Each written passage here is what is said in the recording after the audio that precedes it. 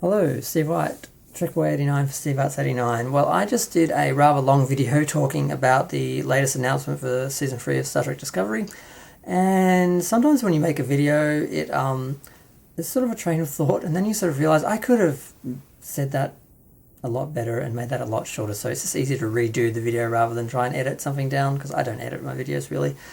But I shall read out the announcement that was just made yesterday. Okay, CBS All Access today announced that Season 3 of Star Trek Discovery will introduce the Star Trek franchise's first non-binary and transgender characters, furthering the Star Trek universe's ongoing commitment to Gene Roddenberry's original vision of celebrating diversity and inclusion.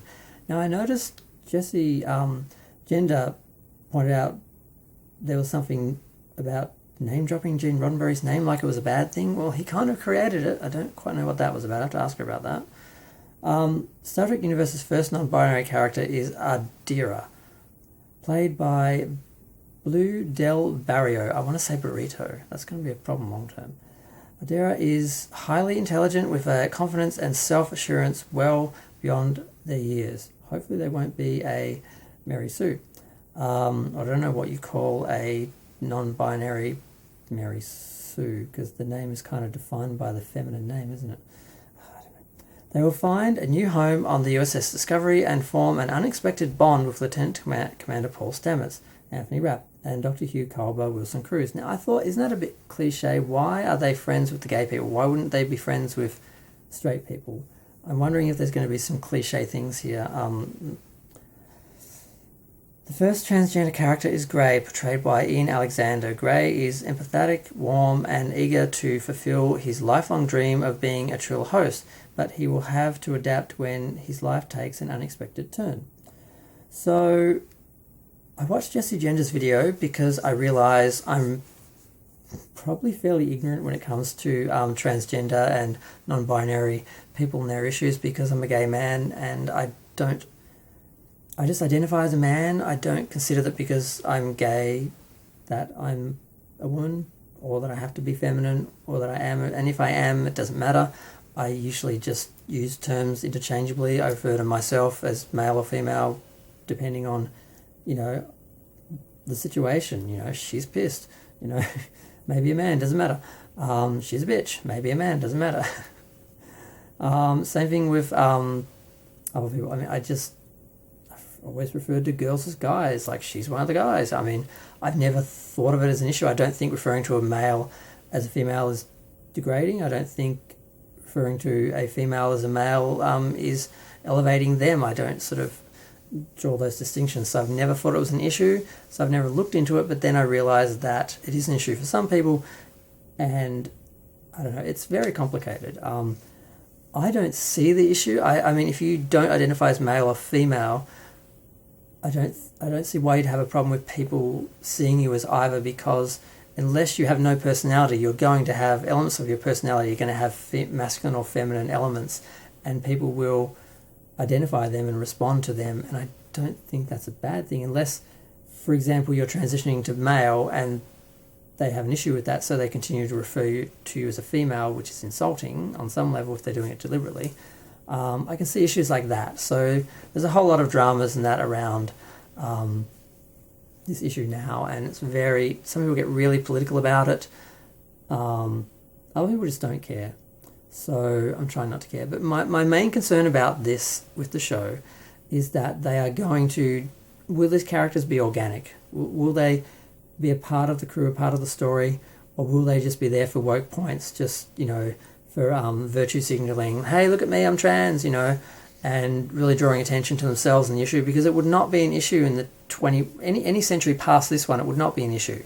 So it shouldn't even come up. Other than just, we sometimes see their personal lives, so, just you get to know people, you would see things like that. So you'd know stuff like that about them. So aside from that, I don't really see any reason why it should be an issue. And I'm worried about them tokenizing them and, virtue signaling. And because, let's face it, the toxic fans and the haters are just going to have a field day with it if they do.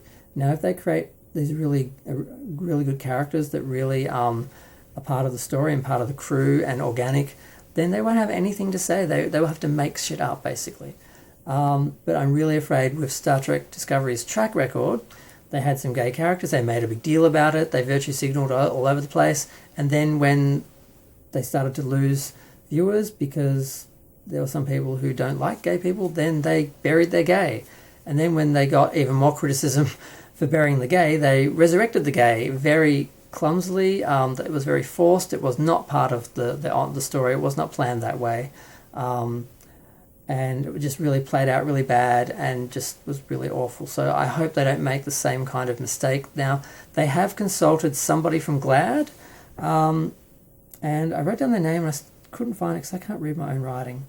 But someone from GLAAD was brought on basically to consult and hopefully stop them from making a mess of these characters. So my understanding is that one of them is a Trill, and there's going to be some drama there. There's some speculation that Dax might show up, and that would be interesting. I don't see why we can't see the future Dax, because I don't know how long Trills live, but she lived 700 or 800 or 900 years. So I'm guessing Dax could still be around in another 1,000 years. I'm not sure. But yeah, there's a few issues. Like Jesse was a bit concerned that they were calling the character Grey, and would they sort of create the same sort of stereotype that people who are non-binary or transgender, they don't have any of the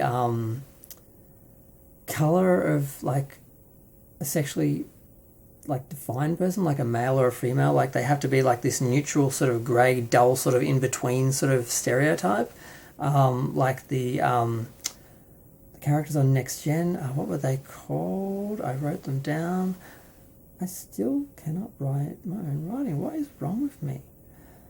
I can't remember the name of the characters, but the characters that were all female basically, and whenever they identified anyone who had a male or a sexuality, they basically neutered them, so they're all the same. Those characters, they wore grey all the time. They were very boring. They were very bland, and this is something that seems to happen with portrayals of transgender people. So hopefully they're not going to fall in any stereotypical traps. Hopefully they're not going to tokenize these characters. Hopefully they're not going to virtue signal over the place and just make themselves a target for critics just so they can be victims and then call everyone racist trolls and all that. We don't need another season of that. But I'm glad these characters are being included. I am glad that the actors are playing them. I do have a problem with straight people playing trans characters, because the reality is a lot of trans people are not always convincing, and they don't really have as many opportunities as actors to play roles, because there are not a lot of trans roles, and if they can't convincingly play a female or a male or a straight person or whatever, then they're not going to have the opportunities. So it seems pretty unfair for a straight male-female person to change themselves to appear as a trans person when you could just have a trans person play the trans role. And some people say, oh, you're limiting them to just that box.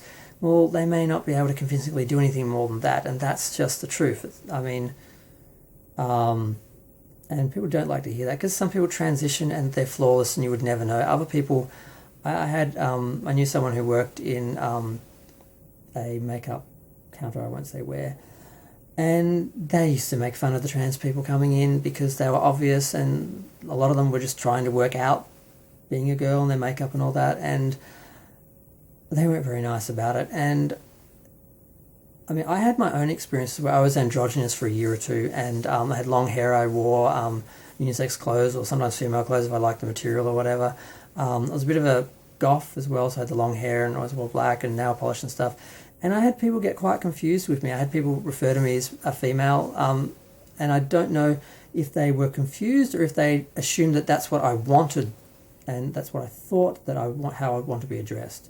So I found that experience that was a couple of years of my life curious. I sort of have some insight into how people respond to that, and regardless of how people see you or treat you, that doesn't mean you're passing.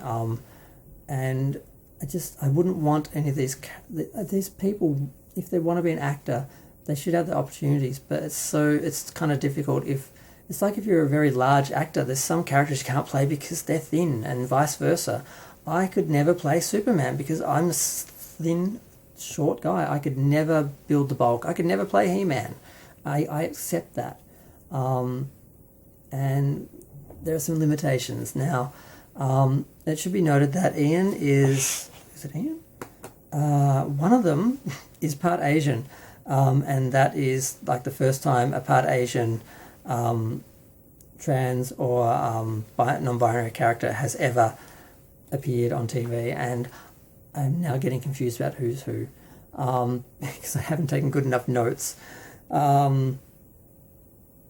Nick Adams at GLAAD, that was the name of the person I'm glad they consulted with. I'm just going to try and distract with that while I read.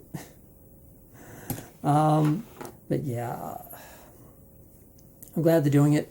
I have issues with Star Trek because being a gay man, I always wanted to see gay characters. I saw stories that spoke to gay themes in Star Trek, but they were always sort of external, and that was kind of because gay wasn't an issue.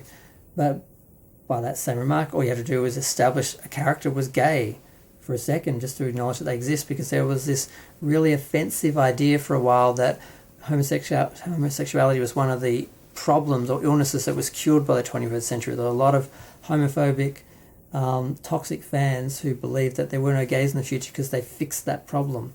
And I just wanted Star Trek to basically say, no, there are gays in the future because, nothing wrong with being gay.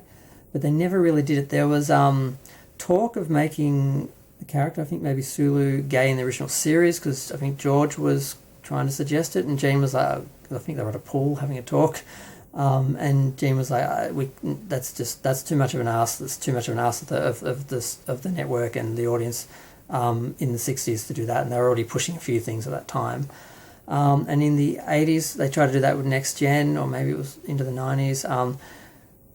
They wanted to have two gay characters in the background while Whoopi Goldberg talked about sexuality and gender and that to Lal in the episode, I forgot the name of the episode, with The Offspring, where Data created a child, a girl. And what they did do was Whoopi Goldberg refused to read out the line, which was when a man and a woman are attracted. And she changed it to when two people, because she said this would not be an issue. No one would speak like that. It wouldn't be an issue. So they did sort of establish that it wasn't an issue. And the whole idea was there were no gay characters because it wasn't an issue, and we never had time to sort of see anybody's personal life. So there were plenty of gay crew members we just never knew because it wasn't relevant and wasn't an issue to anyone. With the exception of Ensign Hawke. Supposedly he was made gay in some Star Trek novels, but then unfortunately one of the creators or producers stood up and said, no, we made him straight. It was created as a straight character. It was never created as a gay character. I'm like, why couldn't you just let him be a gay character? Like, even if you didn't create him that way, it's not an issue for him to change. So I don't know why they kind of stood up. There seemed to be, the assumption that I had was that a couple of the creators of Star Trek were gay, and that they were very afraid of looking like they were pushing gay issues, so they actually resisted things that straight people were actually wanting to put into the show. And I won't mention any names, but I think we all know who I'm talking about. I don't know if they're even out of the closet yet, so I'm not saying anything. But one of the issues I had with Star Trek Enterprise, when Bakula was first announced, I thought they were going to make him gay because there were no... I thought, how can they make this another straight male captain different? They had a black captain, they had a female captain. I thought they must be making him gay. That's the only way to make him different or special. But then it turns out, no queers up here. There was articles about how there's no gay characters on the show. There was talk that they were going to make Reed gay, but I'm guessing, I've met Dominic and he came across as pretty homophobic, and he actually outed the people I just didn't refer to by name, who I think everyone knows what I'm talking about because I don't know if they're out, at a convention that I was at. In public, he was quite openly homophobic as far as I'm concerned. And I'm guessing if they were going to make his character gay, he would have, basically let it know he didn't want to do that. So I think maybe we could have got our first gay character in Enterprise, but we didn't. And my issue there is that I really resent that Star Trek really had no gay characters, because Discovery, Picard, that's not Star Trek. So it makes me sad that my Star Trek that ended in 2005 with Discovery, with Enterprise 15 years ago, never had any actual gay characters. And these ones don't count because it's not Star Trek. So unless this era ends and they start another series, which is a real Star Trek show, and they have gay characters on that, I'm not going to see any gay characters and any representation in my actual Star Trek. Because, Discovery and Picard, they're science fiction shows using the Star Trek license. They're not really Star Trek in spirit or in any measurable way, really. So that makes me sad. So, yep. But I'm going to go. Feel free to share, like, comment, subscribe. Let me know what you think. I talked way longer than I planned. This is as long as the first video. I thought I was going to be able to do this in 5 minutes. I probably should have just done a separate video about gays in Star Trek and just the issues there. But I'm glad these actors are getting this chance to act, to be recognised, to get a start in Hollywood. And I just hope we see more of this, but still somehow organically. Yeah, because we don't need to give the haters, any easy ammo, because they're already going to be taking aim at this choice. I'm going to go. Thanks. Bye.